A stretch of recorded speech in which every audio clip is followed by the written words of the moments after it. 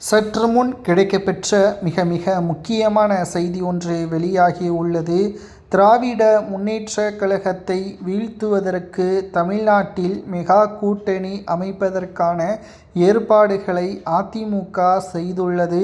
சமீபத்தில் அதிமுக நடத்திய பொதுக்குழு செயற்குழு கூட்டத்தின் பொழுது அதிமுகவின் மாஜி அமைச்சர்கள் சட்டசபை தேர்தல் நெருங்கும்போது அதிமுக மெகா கூட்டணியை அமைக்கும், அது திமுக எதிர்க்கட்சி அந்தஸ்தை கூட இழக்கக்கூடிய நிலைமைக்கு தள்ளப்படும். அந்த மெகா கூட்டணியால் தமிழகத்தில் திமுக சுக்குநூறாக உடையும். ஊழல் செய்த அமைச்சர்கள் சிறையில் இருப்பார்கள் அடுத்த 3 மாதத்தில் என்று சி.வி. சண்முகம் உள்ளிட்ட மாஜி அமைச்சர்கள் செயற்குழு பொதுக்குழு கூட்டத்தின் பொழுது கருத்துக்களை பதிவு செய்தனர்.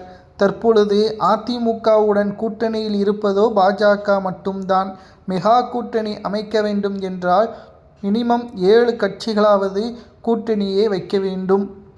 திமுகவிற்கு எதிராகவும் தமிழக மக்களது நம்பிக்கையை கொடுக்கும் விதமாக அந்த கூட்டணி அமைய வேண்டும். தற்பொழுது பாமக, தேமுதிக, தமிழக வெற்றிக் கழகத்தின் மீதுதான் எடப்பாடி பழனிசாமி அவர்கள் மிகப்பெரிய நம்பிக்கையும் வைத்துள்ளார். வெற்றியடையக்கூடிய அனைத்து ஏற்பாடுகளையும் எடப்பாடி பழனிசாமி அவர்கள் செய்ய உள்ளதாக பொதுக்குழு செயற்குழு கூட்டத்தின் பொழுது அறிவிப்புகளும் வெளியானது. திமுகவை வீழ்த்துவதற்கு அதிமுகவின் சரியான பாதையை தேர்வு செய்தால் மட்டும் போதும்.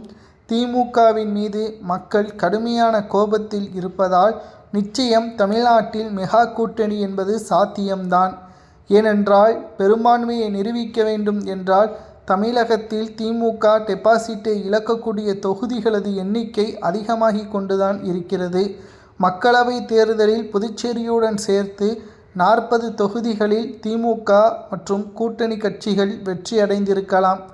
ஆனால் அந்த கூட்டணி கட்சிகளும் திமுகவும் சட்டசபை தேர்தலில் அதே பாணியை பின்பற்ற முடியாது.